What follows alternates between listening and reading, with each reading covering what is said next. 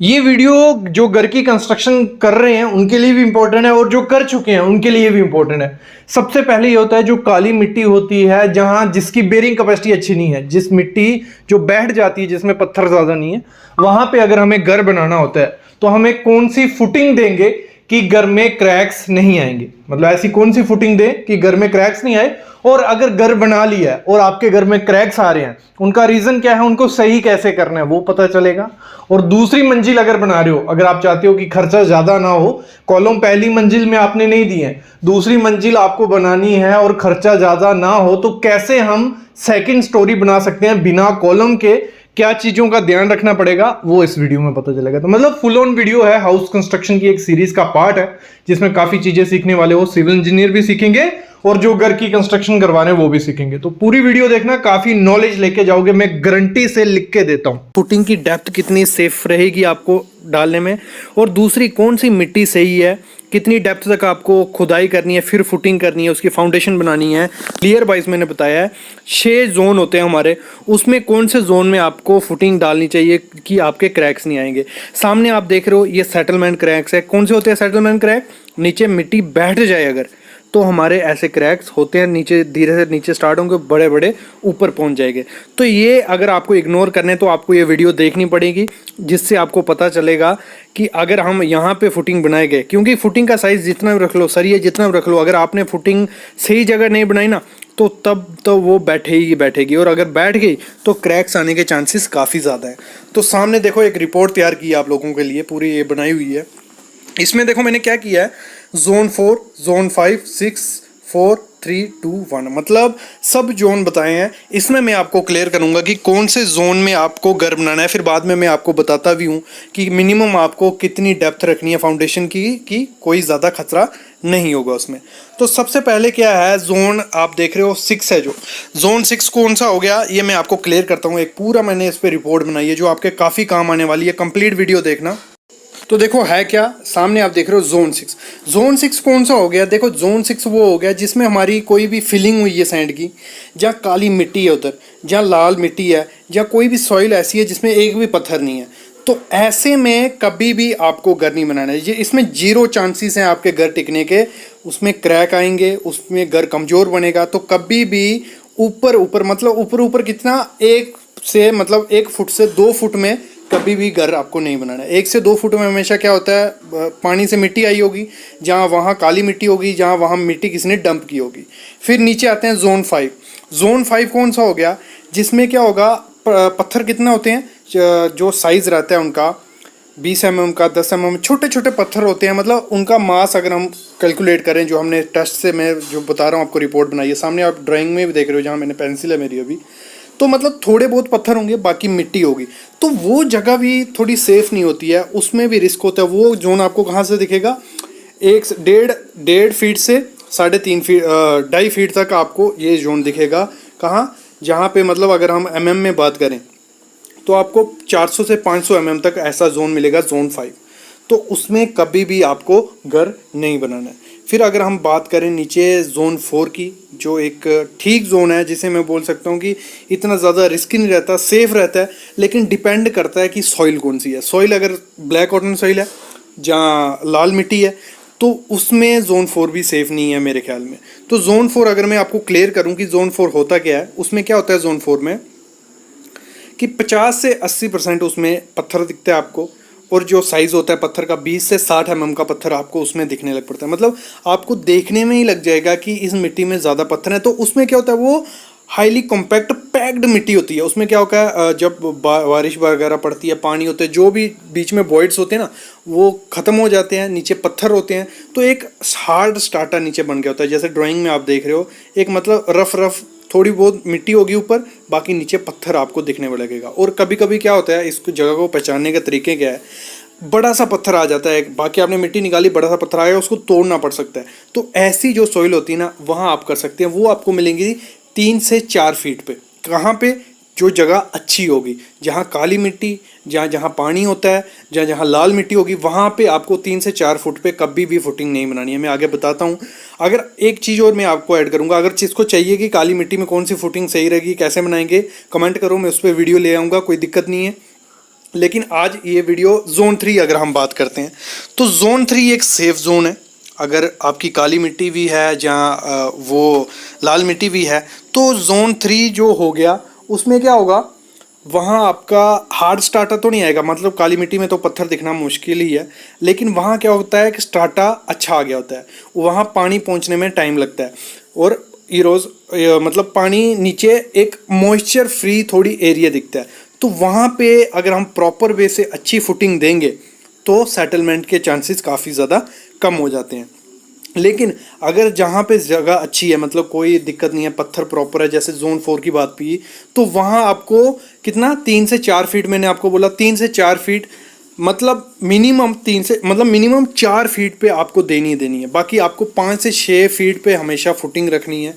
थोड़ा बहुत खर्चा इसमें बढ़ जाता है, थोड़ा बहुत, लेकिन सेफ हो जाता है कि आपके घर की कभी भी क्रैक्स उसमें नहीं दिखेंगे। जैसे आपने स्टार्टिंग में मैंने आपको दिखाया ना, तो वैसा क्रैक्स आपको कभी नहीं दिखेगा। आगे बढ़ते हैं हम। जैसे जोन 2 की बात करूं मैं अगर, तो जोन 2 में क्या होता है, जोन 2 में बड़े बड़े पत्थर आपको दिखने लग पड़ेंगे, 60 से 200 mm तक वहाँ पत्थर आपको दिखते हैं। और वो कहाँ किया जाता है, अगर जहाँ हाई राइज बिल्डिंग रहती हैं तो वहाँ बेसिकली ऐसा जोन में हमारी कंस्ट्रक्शन की जाती है, जोन 2, जोन और जोन 3 में। तो ये हो गया, आपको क्लियर हो गया इससे कि आपको कौन से जोन में हमारा हमेशा घर बनाना है। जोन 4 या जोन 3 में जाना है, वो कहाँ मिलेगा आपको, 4 से 5 फीट आप पकड़ के चलो, उसके जहाँ तक आप अगर फुटिंग बनाते हो तो सेटलमेंट के चांसेस कम हो जाते हैं। अभी इस वीडियो में एक और चीज़ मैं ऐड करूंगा कि सॉइल बेरिंग कैपेसिटी कितनी है, तो अगर वो आपको पता होगी तो आप सेफली डिज़ाइन कर सकते हो फुटिंग। देखो अभी मैं बात करता हूँ बेरिंग कैपेसिटी ऑफ सॉइल। अगर ये आपको पता होगी कि ब्लैक कॉटन सॉइल की कितनी है, लूज सॉइल की कितनी है, तो आप इजीली डिज़ाइन कर लोगे फुटिंग, क्योंकि कॉलम को डिज़ाइन करने का मैंने पहले बताया, कॉलम पे लोड कितना आएगा वो पहले बताया। आप वीडियो देखो फिर ये देखो, काफ़ी काम आएगा। ब्लैक कॉटन सॉइल जो होती है उसकी जो बेरिंग कैपेसिटी है वो कितनी होती है, 1500 kg पर मीटर स्क्वायर। अगर मैं एग्जांपल दिखाऊं आपको, सामने मैं फुटिंग बना रहा हूँ, एक फुटिंग है, नीचे से हमारी सॉइल है, ऊपर से हमारा पड़ रहा है लोड। लेकिन जो अगर हम देखें 1 मीटर स्क्वायर कितना हो गया हमारा पूरा एरिया, अगर हमारा 5 मीटर की फुटिंग है, 5 मीटर बाय 5 मीटर की, एक एरिया पकड़े हम मीटर बाय मीटर का, तो उसमें 1500 kg वो लोड बेयर कर लेगी। कितना, 1 मीटर बाय 1 मीटर का अगर हमारा एरिया होगा। कौन सी, ब्लैक कॉटन सॉइल। अगर फिर हम बढ़ते हैं फाइन लूज या ड्राई सॉइल जो रहती है, मतलब लूज सॉइल होगी, उसकी 1000 kg पर मीटर स्क्वायर रहेगी। कॉम्पैक्ट क्लेयर होगी, उसकी कितनी, क्ले की कितनी होती है, 95,000 kg पर मीटर स्क्वायर। लेकिन इसमें क्या होती है, स्वेलिंग और कॉन्ट्रैक्शन होती है, तो ये सेफ नहीं रहती है। आगे बढ़ते हैं, अगर हम कॉम्पैक्ट ग्रेवल जो होती है उसकी होती है 45,000 kg पर मीटर स्क्वायर। मतलब आप देख सकते हो ब्लैक कॉटन सॉइल की कितनी कम बेरिंग कैपेसिटी है। सॉफ्ट रॉक की 45,000 kg पर मीटर स्क्वायर, एक अच्छी इसको बोल सकते हैं हम।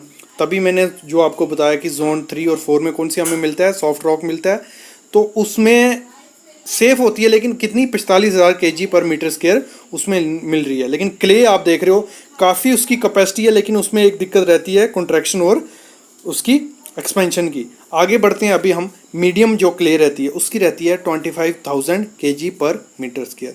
फिर हमारी हार्ड रॉक आ गया, तो उसकी आप देख सकते हो कितनी ज़्यादा है, उसकी 3,30,000 हमारी उसकी kg पर मीटर स्क्वायर रहती है। तो हमेशा हार्ड रॉक जहाँ हो वहीं घर बनाना चाहिए। कॉम्पैक्ट सॉइल 45,000 kg पर मीटर स्क्वायर। मतलब एक अच्छी सैंड जो अगर बोलें वो कौन सी थी हमारी, एक तो क्ले आ गई, दूसरी हमारी हार्ड रॉक जो रहता है उसमें हमारी काफ़ी ज़्यादा स्ट्रेंथ होती है। दोस्तों ये था आज का वीडियो हमारा, जिसमें मैंने आपको जोन बताया कौन सा जोन सेफ रहता है। हमारी फुटिंग की मिनिमम कितनी रखनी चाहिए, 4 से 5 फीट आपको मिनिमम उसकी डेप्थ करनी है।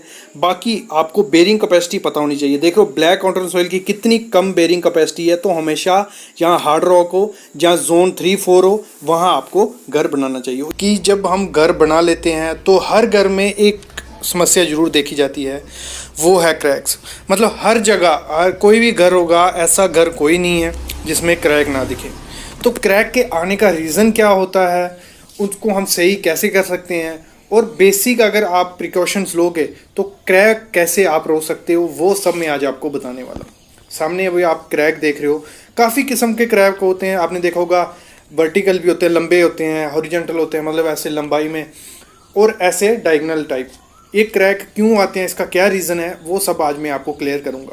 और ये भी बताऊंगा कि हम उसको कैसे सस्ते में सही कर सकते हैं, और वो कौन से क्रैक हैं जो हार्मफुल नहीं है घर के लिए और जो कौन से डेंजरस होते हैं। ये डिपेंड करता है क्रैक की विड्थ पे कि विड्थ उसकी कितनी है। देखो 0.1 mm भी होते हैं और 6 mm तक से 10 mm तक भी क्रैक होते हैं। तो सबसे खतरनाक क्रैक कौन से होते हैं वो हम बात करेंगे। सबसे पहले सामने क्रैक देख रहे हो, इसकी कोई 1 से 2 mm इसकी विड्थ है, तो ये क्रैक हानिकारक है आपके घर के लिए कि नहीं। मैं अगर ऐसे अपने एक्सपीरियंस से बताएं, जहाँ ऐसे भी जो है जो 3 mm से छोटा क्रैक होता है कुछ जगहों पे, वो हार्मफुल नहीं है आपके घर के लिए, वो एक्सेप्टेबल है, कोई दिक्कत नहीं है। बस वो आपकी थोड़ा देखने में खराब लगेगा दीवार पे, लेकिन वो इतना हार्मफुल नहीं होता है। लेकिन जो 4 mm से बड़ा क्रैक होता है वो हार्मफुल आपके घर के लिए हो सकता है। ये सामने आप देख रहे हो जो क्रैक, ये किस वजह से आया है? मेनली ऐसे क्रैक 3 रीजन से आते हैं। एक तो आपने जो मोटार बनाया है उसकी रेशो प्रॉपर नहीं रखी है, जैसे हम प्लास्टर के लिए यूज कर रहे हैं 1:6, उसमें आपने लोचा मारा है तो वो हो सकता है। दूसरा, जो आपने सैंड यूज की है वो रिवर सैंड होगी तो उसमें मिट्टी हो सकती है, तो मिट्टी से भी ये क्रैक्स हो सकती है। तीसरा, श्रिंकेज क्रैक हो गए या प्रॉपर क्यूरिंग नहीं आपने की, तो वो भी मेन काज हो सकता है ऐसे क्रैक का। ऐसे क्रैक मोस्टली हर घर में देखे जाते हैं। जैसे आपने देखा होगा कि स्पाइडर जैसे जाला जैसा बुनता है तो वैसे क्रैक बन जाते हैं, वो भी क्यूरिंग आप प्रॉपर वे से नहीं करोगे तो वो क्रैक भी हो सकते हैं। मेनली जो खतरनाक क्रैक हैं वो मैं आगे अभी अच्छे से बताता हूँ आपको। पहले ये बेसिक देख लो, ऐसे क्रैक अगर आपके घर में दिखते हैं तो कोई दिक्कत नहीं है, इतनी इनसे डरने की ज़रूरत नहीं है, क्योंकि ये इतने हार्मफुल क्रैक नहीं होते। क्योंकि जो 3 mm से छोटा क्रैक है वो बेसिकली इतना हार्मफुल आपके लिए नहीं होगा, लेकिन जो बड़े क्रैक होंगे वो डेंजरस हो सकते हैं, और उनको हम प्रॉपर वे से सही कैसे करते हैं। सामने आप जो क्रैक देख रहे हो, जो मैं बात कर रहा था थोड़ी देर पहले, ये होते हैं प्रॉपर वे से क्यूरिंग नहीं की या आपकी सैंड अच्छी ना हो। और ये जो क्रैक है ये भी एक सेटलमेंट का रीज़न हो सकता है, सेटलमेंट, या आपका जो बॉन्ड बनाई है ब्रिक की वो प्रॉपर वे से नहीं की गई हो, उससे भी सेटलमेंट होके ऐसे क्रैक दिखते हैं। लेकिन जो आज मेनली मैं बात करने वाला था, जो डेंजरस क्रैक घर के लिए रहते हैं उनको सही कैसे करते हैं, वो आते कैसे हैं, वो मैं बात स्टार्ट करता हूँ। ऐसे क्रैक आपने मोस्टली घर में देखे होंगे, ज्यादातर ये क्रैक दिखते नहीं है, लेकिन जहां दिखते हैं तो ये बहुत ज्यादा खतरनाक क्रैक है। और इनको सही करने का तरीका क्या, देखो क्या होता है, जैसे आपकी ये दीवार है, मैंने एग्जांपल ले ली, ये दीवार है और एक डायगनली आपको दिखेगा क्रैक, ऐसे स्टेयर ऐसी बनी होती है, मतलब ये ब्रिक रहती है जो छूट गई होती है, कम से कम 6 से 10 mm का बीच का अंतर आ गया होता है उन दोनों के बीच। ये क्या रीजन होता है? और कभी कभार तो ऐसे भी दिखते हैं, ये मतलब ऐसे दिखेंगे, ऐसे आएंगे और सीधे मतलब वो वॉल के नीचे तक जाते हैं मोस्टली। वो क्रैक का रीजन क्या होता है, और ये बहुत बड़ी चिंता है, वो रीजन हो सकता है आपका नीचे सेटलमेंट हुई है, मतलब नीचे जो जगह थी वो बैठ गई है। अगर आपकी सॉइल थी, कोई कॉटन सॉइल थी, वो स्वेल हुई है या कॉन्ट्रैक्ट हुई है टेम्परेचर चेंजेस से, उसका रीजन हो सकता है। या क्या हो सकता है, आपने प्लिंथ प्रोटेक्शन नहीं प्रोवाइड की है और पानी अंदर घुस गया और यहां से सेट, मतलब ये प्लिंथ बीम थोड़ा बैठ गया और ये दीवार इसके साथ बैठ जाएगी, ये वैसे ही ऊपर रहेगी, तो वो रीजन हो सकता है। जहां आपकी फुटिंग सेटलमेंट हुई है, जो आपने नीचे फुटिंग दी है, जहां प्लिंथ बीम है वो नीचे बैठ गया है, ये मेनली रीजन रहता है ऐसे क्रैक्स का। और ये बहुत ज्यादा खतरनाक चीज है, अगर ऐसे आपके घर में क्रैक दिखें तो वो खराब चीज है, उसको सही करना जरूरी है। तो इसको सही करने के लिए क्या है, सबसे पहले जो क्रैक आपको दिखो, ऐसे पॉसिबल हो तो आपको वहां अगर कंसल्टेंट मिलता है जो क्रैक को सही करते हैं, जिनका काम ही यही है, उनसे अगर आप करवाओगे तो बेस्ट है। लेकिन अगर मैं आपको अल्टरनेट बताऊं वहां पॉसिबल नहीं है, तो डॉक्टर फिक्सिट का 2 टाइप के केमिकल आते हैं। एक होता है एक्स पेस्ट, आपको ऊपर फोटो पिक दिख रही होगी, एक होता है श्रिंकेज पेस्ट। ये दिखते तो कैसे हैं, जैसे बाल पुट्टी नहीं होती वैसे होते हैं, ये मार्केट से मिल जाते हैं, ज्यादा कॉस्टली भी नहीं है। इसको लगाने से क्या करोगे आप, पहले क्या करना है, जहां क्रैक है उसको प्रॉपर वे से, या तो वहां ग्राइंडर अवेलेबल है उसको थोड़ा थोड़ा काट दो, अंदर तक गहरा कर दो, या तो उसको प्रॉपर वे से साफ कर लो, अंदर पानी मार लो, उसको अच्छे से रब कर लो। वो कर लिया, उसके बाद उसको जैसे पानी मार लिया, थोड़ी देर उसको रहने दो, 10 मिनट बाद क्या करना है, एक्स पेस्ट आपकी जो होगी वो पुट्टी की तरह होगी, उसको अच्छे से अंदर घुसा देना है, एक लेयर घुसा लिया, 4 से 6 घंटे तक उसको सूखने देना है। फिर थोड़ा जो स्पेस थोड़ी जो और बची होगी उसमें दूसरी लेयर उसमें डालनी है, फिल कर देनी है, अच्छे से प्रॉपर वे से फिल करनी है कि जगह नहीं बचे। फिल कर दी, उसको 4 से 6 घंटे रहने देना है। उसके बाद जो फाइनल लेयर, मतलब उसकी फिनिशिंग आपको कर देनी है उसी से, जो या एक्स पेस्ट आती है या श्रिंकेज पेस्ट जो डॉक्टर फिक्सिट की, बाकी कंपनीज की भी आती है, अच्छी होती है, लेकिन डॉक्टर फिक्सिट की हमने यूज करवाई है, वो अच्छी होती है। वो कर दोगे फिल तो आपके क्रैक प्रॉपर वे से सही हो जाएंगे, ठीक है।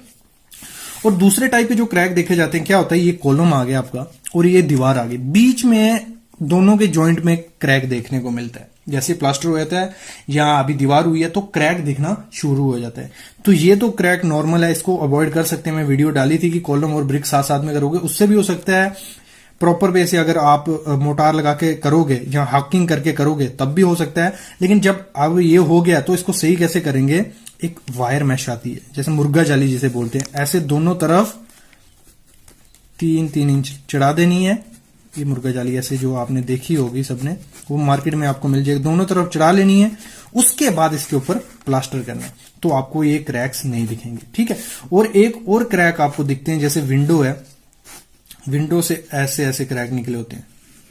ये भी मतलब एक लगा लो सेटलमेंट का ही है हिस्सा है कि क्या होता है, जो दीवार का लोड होता है वो कहीं ज्यादा हो जाता है, कभी कम हो जाता है, तो उसकी वजह से ये क्रैक्स मोस्टली देखने को मिलते हैं, ठीक है। इसको अवॉइड कैसे करना है कि कॉलम प्रोवाइड, मतलब मैं तो यही प्रेफर करता हूं कि लोड बेरिंग स्ट्रक्चर कम बनाओ। लोड बेरिंग स्ट्रक्चर में ज्यादा क्रैक्स देखने को मिलते हैं।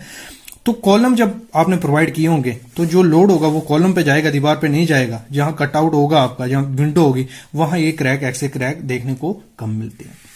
तो मेनली यही क्रैक मैंने जो कहा, आपके जो लगभग 4 mm से 6 mm जो क्रैक दिखते हैं वो मोस्टली किससे आते हैं, यहाँ पे जो आपने जॉइंट प्रोवाइड किया होता है ब्रिक में, वो प्रॉपर वे से नहीं किया होता है, उसकी वजह से सेटलमेंट हो जाती है। या फुटिंग, मेनली फुटिंग सेटलमेंट से ही वो क्रैक देखने को मिलते हैं। और बाकी जो 3 mm से छोटे क्रैक होते हैं वो उनकी कोई इतनी ज्यादा समस्या नहीं है, लेकिन आप उनको सही कर सकते हो इसी डॉक्टर फिक्सिट पेस्ट से। बाकी वो आपके घर के लिए इतने हानिकारक नहीं होते। वो मोस्टली आते हैं या तो आपने क्यूरिंग प्रॉपर वे से नहीं की, या तो ज्यादातर तो आती वही है कि प्लास्टर अच्छे से किया नहीं है, उसमें जो सैंड सीमेंट की रेशो प्रॉपर नहीं डाली है, या जो सैंड यूज की है वो मोटी सैंड है, वो रीजन भी हो सकती हैं। बाकी एक टेम्परेचर चेंजेस पे जो श्रिंकेज क्रैक्स आते हैं, ठंड में अगर आप गर्म बनाओगे तब भी क्रैक्स शो होते हैं, गर्मी में अगर ज्यादा गर्मी होगी तब भी क्रैक्स वो छोटे छोटे शो होते हैं, उनकी कोई दिक्कत इतनी ज्यादा नहीं होती है। बीम क्या होते हैं और फ्लैट बीम क्या आते हैं, क्यों हम इन्हें प्रोवाइड करते हैं, कैसे हम इन्हें प्रोवाइड करते हैं, और क्या क्या चीजें आपको ध्यान देनी है, और आप कैसे इसको सस्ते वे से प्रोवाइड कर सकते हो। पहले मैं बात करूंगा, सबसे पहले हैच बीम होते क्या हैं। सामने आप देख रहे हो, जो ये सामने बीम आपको देख रहे हैं, मतलब एक स्टील बांधा हुआ है बीम के आकार में, ये हमारे होते हैं हैच बीम या फ्लैट बीम बोल लो इनको। इनकी कोई लटक नहीं होती है। एक इनको आप नाम दे दोगे कंसील्ड बीम भी बोल सकते हैं, लेकिन कंसील्ड बीम एक अलग चीज आ गई, ये आगे हमारे हैच बीम और या फ्लैट बीम। इसको हम प्रोवाइड इसलिए करते हैं, क्या होता है, जब हमारे पुराने घर थे जो लोड बेरिंग स्ट्रक्चर थे, जिनमें ना कोई कॉलम दिए थे ना बीम दिए थे, सिंपल फ्लैट स्लैब दी हुई थी, जैसे आप सामने देख रहे हो, उसमें क्या करते हैं, हमें नेक्स्ट स्टोरी बनानी है, अगली मंजिल उसमें तैयार करनी है, लेकिन उसमें ना तो नीचे कॉलम है ना तो बीम है, और आप चाहते हो कि ना हमें अभी कॉलम भी प्रोवाइड नहीं करने, क्योंकि 2 स्टोरी तक आप लोड बेरिंग स्ट्रक्चर बना सकते हो, सिर्फ मतलब दीवारों पे अपना घर बना सकते हो। लेकिन उसमें भी आपको ध्यान देना है, उसमें आपको देने पड़ेंगे हैच बीम बोल रहे हो या फ्लैट बीम। देखो, जो नीचे वाली दीवारें होंगे उसके ऊपर तो हमारा जो प्लान बनेगा या नक्शा बनेगा घर का, वो सेम तो नहीं बनेगा, लेकिन उसको लोड डिस्ट्रीब्यूट करने के लिए नीचे तो कुछ होना चाहिए। फ्लैट स्लैब है ना कॉलम है नीचे, तो उस पर कैसे हम ऊपर घर बना सकते हैं, ठीक है। वो एक क्वेश्चन है, मेरे को काफी टाइम पूछा भी गया है, और ये एक अच्छा आइडिया है, एक अच्छा तरीका है जिससे लोड भी डिस्ट्रीब्यूट होता है हैच बीम प्रोवाइड करके। क्या करना है, जो आपका प्लान हो, जैसा प्लान है उस हिसाब से मार्किंग कर लो। पहले सामने आप देख रहे हो, जैसे हम मार्किंग कर रहे हैं कि हमारे यहाँ हमारा दीवार आएगी। हैच बीम वहीं दिया जाता है जहां जहां दीवार आनी हो, ज्यादा देने की जरूरत नहीं है, क्योंकि जो आपने स्लैब डाली होगी उसमें स्टील होगा और नीचे दीवारें है ही हैं, 9 इंच की हैं, 5 इंच की हैं, लेकिन दीवारें हैं, तो आपको वहां हैच बीम प्रोवाइड करना है जहां आपकी दीवार होगी। और हैच बीम की हाइट कितनी रहेगी, डेप्थ कितनी रहेगी उसकी, ज्यादा डेप्थ नहीं रहेगी उसकी, 5 इंच से 6 इंच उसकी डेप्थ रहती है। और उसकी विड्थ कितनी होती है, 9 इंच। जितने की आपकी दीवार होगी उतने का ही आपको हैच बीम उसमें प्रोवाइड करना है। करना एक तरीका ये है, पूरे मतलब जहां जहां आपका आएगा, मतलब जहां जहां दीवार आने वाली है, जैसे एक मार्किंग हो रही है, वहां आपको हैच बीम पहले ड्रॉ कर लेना है। एक बार मार्किंग कर ली, उसका लेआउट कर लिया, उसके बाद जैसे मैंने बताया था पैसे कैसे बचाओगे इसमें, देखो क्या करो, जो ब्रिक वहां अवेलेबल होंगी, क्योंकि शटरिंग करने से कॉस्टली हो सकता है, ब्रिक लगा देनी है साइड साइड पे जैसे जैसे आपका आएगा, ठीक है। जब ये हो जाए उसके बाद क्या करना है, थोड़ी हाकिंग कर लिया, मतलब थोड़ा जो सरफेस है उसको रफ मल लो, जैसे मैंने देख रहे हो आप सामने निशान मारे हुए हैं, ये क्या है, बॉन्ड के लिए। उसके बाद उसमें स्टील प्रोवाइड कर देना है, और इसमें जो आपको स्टील प्रोवाइड करना है 12 mm का स्टील प्रोवाइड करो, कोई ज़्यादा जरूरत नहीं है। बॉटम में 2 नग दे दो 12 के, टॉप में 2 नग 12 का दे दो, और जो रिंग या स्टीरअप है उसका स्पेसिंग रखो कम से कम, मतलब 6 इंच से ज़्यादा उसका स्पेसिंग मत रखो।